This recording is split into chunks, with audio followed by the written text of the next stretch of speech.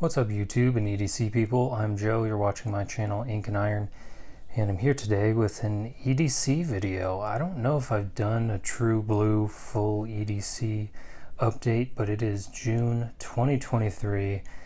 I've had a pretty stable job for a year. My EDC has evolved so many times over the years. I feel like I'm finally starting to get into a rhythm and a tool set that kind of works for me on a daily basis. So let's talk about it. First, we're going to start with stuff that is on my body. It includes my Flipside wallet. This is a hard wallet, and this is the previous generation, the 3X, I think. They're up to 4X now. These are great. This has lasted a long time. If you want to see more, there is a full review, and I should probably link that in the description.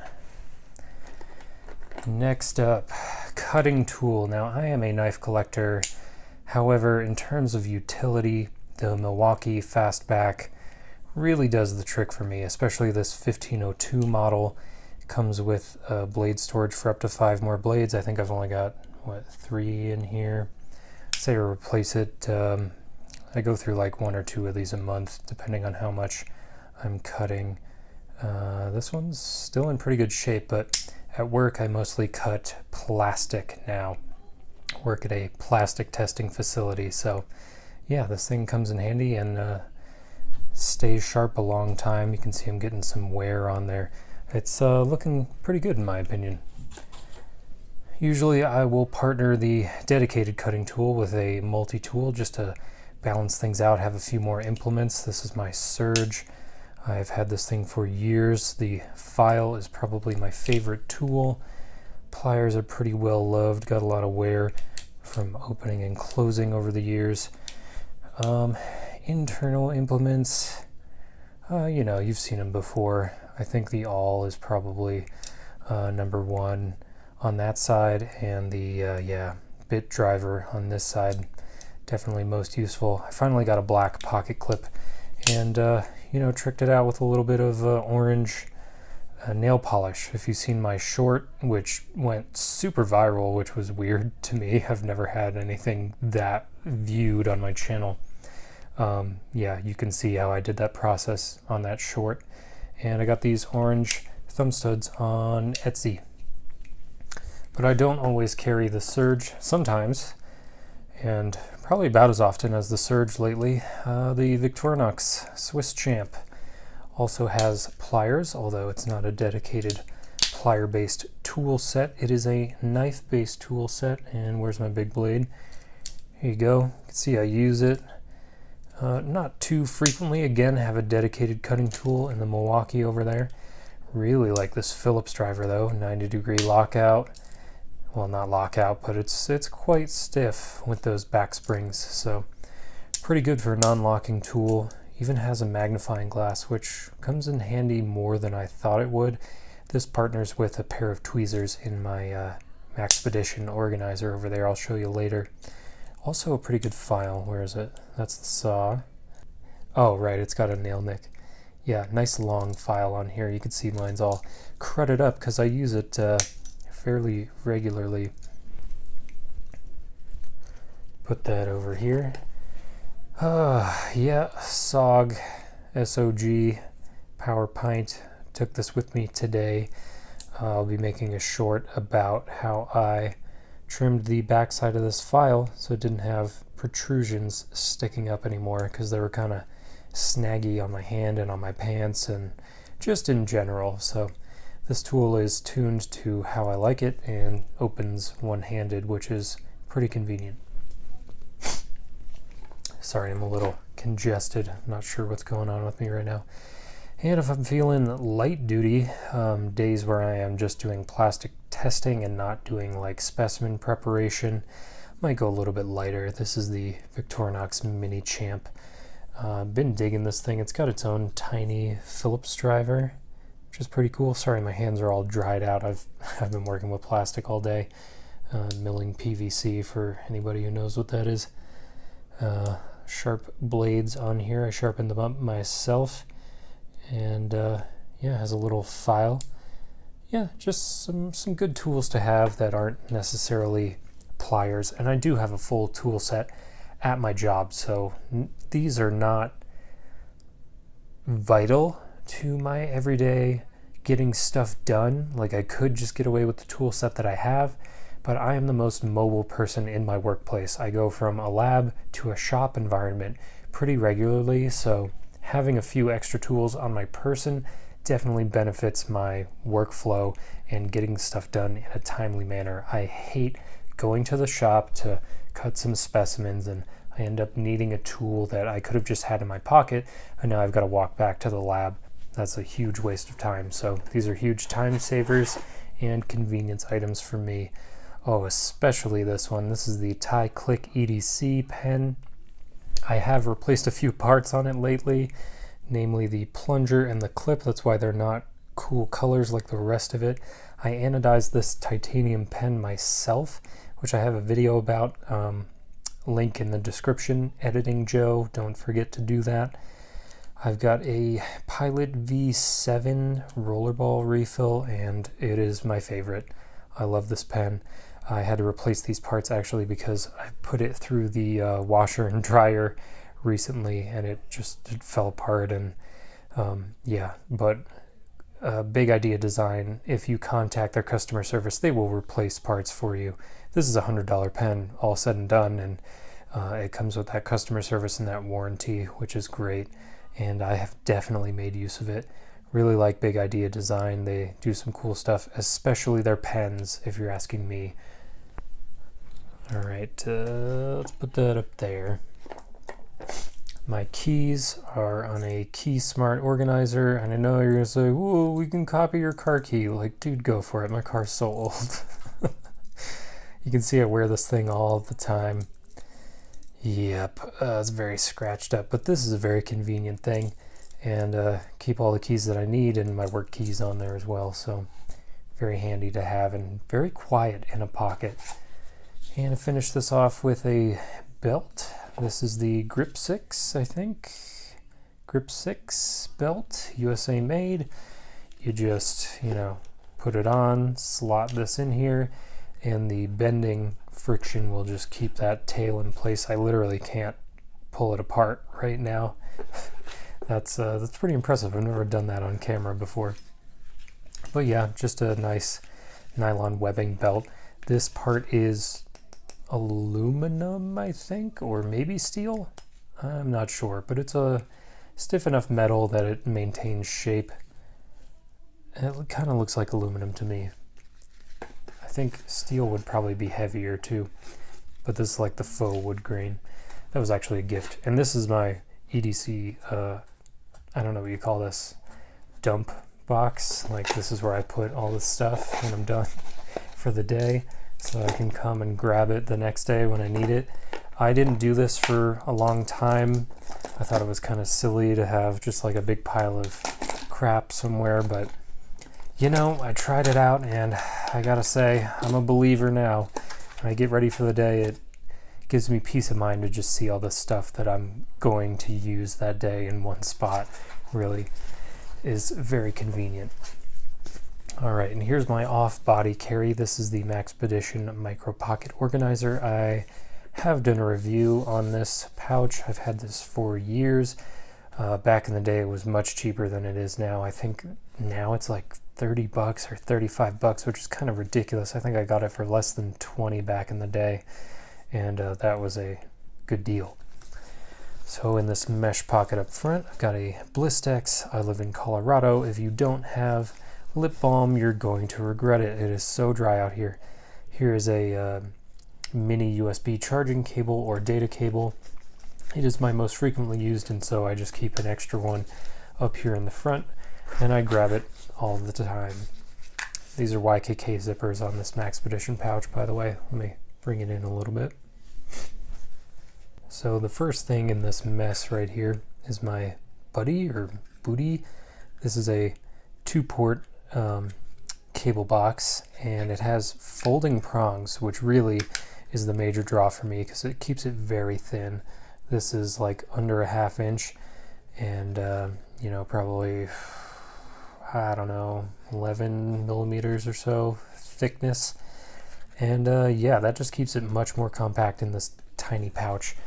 And yeah, quite handy. It does the job. This, someone asked me about this. This is actually a maintenance tool for my pen. So this little driver here is meant to interact perfectly with the backside of this pen, so I can disassemble it and reassemble it and maintain the internal mechanisms. So that's what that is. Over here, these are a new addition. If you've been watching my shorts, you've seen sort of a mini review of these Knipex Pliers wrenches. If you've never seen these before, they're great. They keep the jaws parallel due to this little cam here, and it's got a 10-to-1 compression ratio. To open them wider, you hit that button and slide it to a new cutout here. It goes up to, I think I measured it at like 21 millimeters, probably close to 3/4 of an inch. It is pretty good. Kind of like having a mini wrench set all in one tool, which makes it super handy. Also, that compression ratio makes it really nice for like forming metal. Like if you bend out your pocket clip, you can just squish it back into place, especially because my pen is titanium, so it makes it more easily worked. This is a Pilot Precise V5 in red. This is actually for note taking at work. I work in a lab and have to keep up to date on international standards for testing and stuff like that, so I'll take notes, and if I have to make revisions, having a red pen on hand is handy. Hiding in here is a Leatherman Surge file. This is a T-shank, so technically it would work in a jigsaw, although I've never chucked it into a jigsaw. It is three-sided. There's diamond on one side. There is a single cut edge file here, and then a double cut flat file on the other side.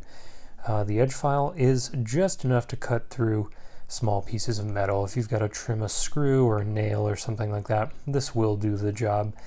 My favorite part, though, is the diamond file, because no matter how hard a substance you are trying to grind down, this will do it. It will do it. I actually used this to modify the SOG Powerpint, the spine of its file. I initially tried to file on the file with a file, and it was ridiculous. They were just skating off of each other. So I flipped it around and used the diamond, and that did the trick. So yeah, very handy. And if you take care of your nails with your EDC kit, this is really great, because the diamond file feels a lot like a glass nail file, if you know what that feels like. So it gives a really, really good finish to your nails. Oh man, these are indispensable. I lost this kit for like 2 weeks. The thing I missed most was these. These are Uncle Bill's Sliver Gripper tweezers. I believe these are USA made as well. They are just great. Yeah, USA on there. So I work with plastics, but I also work with glass reinforced plastic, and man, those fiberglass fibers really stick into your skin. Luckily, they tend to only dig in part way, so you can just pluck them out with these tweezers. And yeah, they're pretty sharp. Let me see if I can get a little closer here for you. Pretty sharp points. People have commented that these are good for ticks as well. I wouldn't know. I'm not very outdoorsy. But yeah, if you need strong, sturdy, you can see these are wide and stiff. Strong, sturdy, fine point tweezers, Uncle Bill's. Just do it. They're like $10 or less. Just go ahead and get a pair. I literally, when I thought I lost these, bought 2 more pairs, so I have 2 backup pairs, and I'm pretty excited to have them. Here's a Spyderco item. It has an X on it because this is a factory seconds. What else is hiding in here? This is a round diamond file. I just tossed this in today. I don't know if it's going to be a permanent part of the kit, but yeah, same benefits of the diamond file, a little more coarse and in a round format for tighter spaces or for sharpening serrations. I think this is probably going to stay in the kit, although it is pushing the size limit on what I can keep in here. I think maybe keeping it diagonal might give it a little bit more room. We'll see. But anyway, the Spyderco stone is called the Double Stuff, I believe. This one was a factory seconds, and the reason it was a seconds, if you can tell, is that these edges aren't perfectly aligned.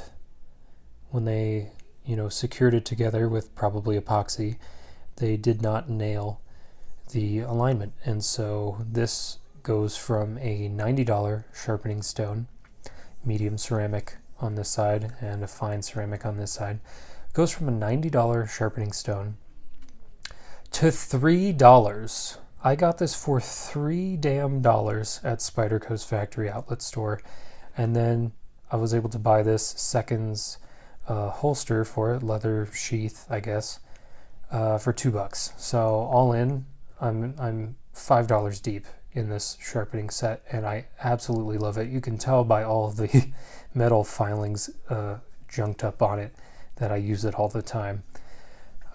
Boy, for $5, are you kidding me?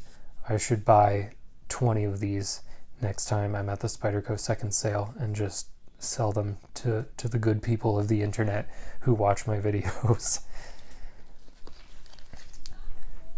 This is not by Big Idea Design. This is just their sticker. I finally found a place for it on my little push razor knife. So at work we use these disposable razor blades, and like it's crazy. We use them for notching plastics for specific tests.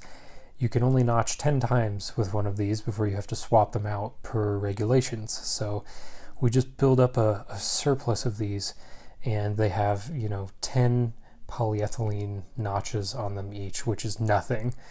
You might as well have cut like 2 sheets of paper for how much wear you've put on these blades. So yeah, it's pretty nice to have these lying around. I can refill this blade whenever I feel like. Whoops. It is only one way in here. So it rests safely in there until you want to push it out, and it can't overextend because of this little divot here. So yeah, just a little more cutting potential. If I, lent my knife, my, Milwaukee to somebody, I still got a backup blade. Again, I'm a knife collector. I've got to have extra knives. It's just a thing. What is back here? Okay, a couple of precise V7 refills for my Pilot, or my TI Click EDC. I love Pilot's refills. They're great. This is for when I'm carrying my Olight. I have the Arcfeld. And yeah, this is my only Olight charger, so I just keep it in here for the days when I'm carrying that flashlight. I do not always carry a flashlight because I have them at work. Again, work in a laboratory, you have adequate lighting generally, so it's not much of a problem. This is a small lightning charging cable for an iPhone. By the way, I'm shooting on an iPhone X. That's what what this is being recorded by. I don't know, I got this little cord off of Amazon. It's maybe 8 or 9 inches long at the most. And then USB-C, because every once in a while something's gonna have a USB-C. I think one of my flashlights has a USB-C, so I just keep one of these in here. Things I might add in this pouch include one of these mini Sharpies. It's literally just a little promo item I got from a water lantern festival. Has a lanyard hole if I wanted that, but I think it could fit in here somewhere. I think this is definitely going in, a polishing cloth, for your screen, or for me, it's my camera lens when I'm like, oh, I need to take a picture of this process and ask my boss about it, like clean off the lens and take a nice clear photo. And then maybe a mini lighter. I can't really fit my Zippo in here. It's a bit, like it could fit this pocket or webbing strap. But I think this is a little bit more compact. I think, squeezing it over here somewhere and squeezing in a Sharpie, I don't think that's too obtrusive. And I can also see everything I've got going on in here still, which I like to maintain in my EDC. That is about it. But yeah, thank you for joining me. I've been Joe. You've been watching Ink&Iron. And, stay tuned. I'm thinking I might replace this little dump bin with something made out of leather. I do work leather in my spare time. Haven't done it in a couple of years, but I think I could make something nice out of like some veg tan and make this dump bin a little bit more appealing.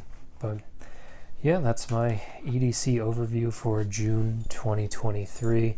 I know it's a lot of stuff, but thanks for hanging in there. If you want to see more stuff like this, as well as typewriters and writing stuff, like, sub, do the things, and I'll catch you on the next one. Bye.